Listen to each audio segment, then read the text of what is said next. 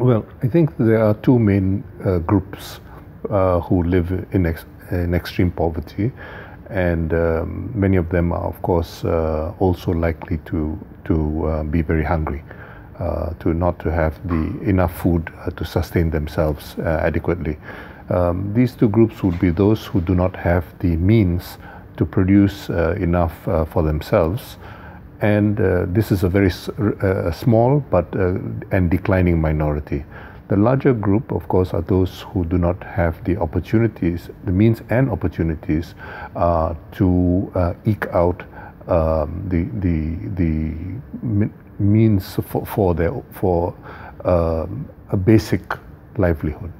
And this might be due to lack of employment opportunities, it might be due to lack of self-employment opportunities, it might be due to the fact that they do not have the means to be able to produce anything which might be of sufficient use to them, sufficient for their own needs, or to be able to be sold on the market, to be exchanged to provide for their own needs.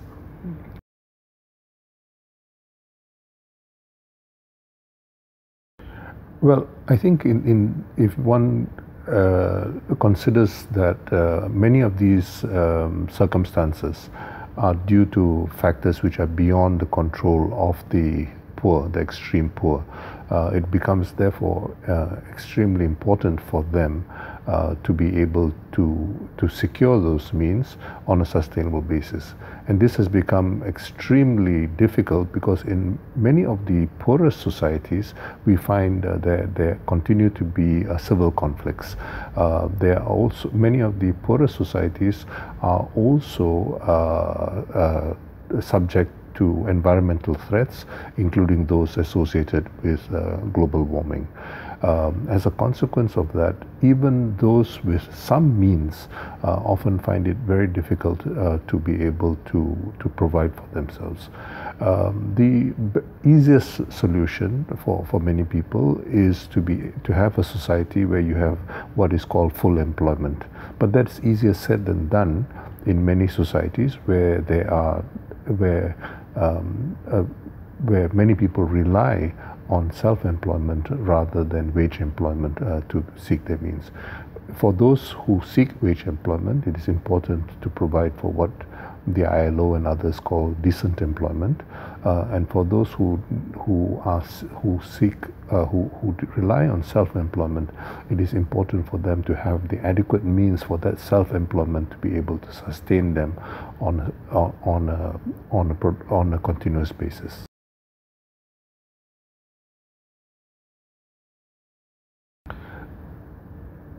When one thinks of the social protection flow, it means many things to different people. For the poorest societies, what is often understood by the social protection flow is extremely minimal. But in those very same societies, one finds that the ability of governments, of states, to provide that very modest floor is often compromised by a number of developments over the recent decades, including the significant reductions in revenue which governments have.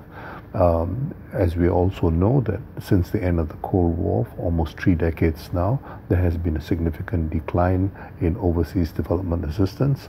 So it becomes extremely important to ensure that governments have the means to be able to provide that social protection for sustainably.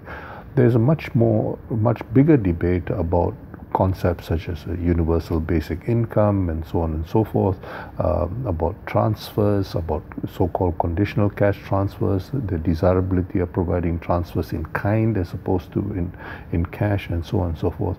Those are issues which often which need to be debated, and it is important to ensure that one needs to provide not only the basic needs of people throughout the world, but to understand what those needs are.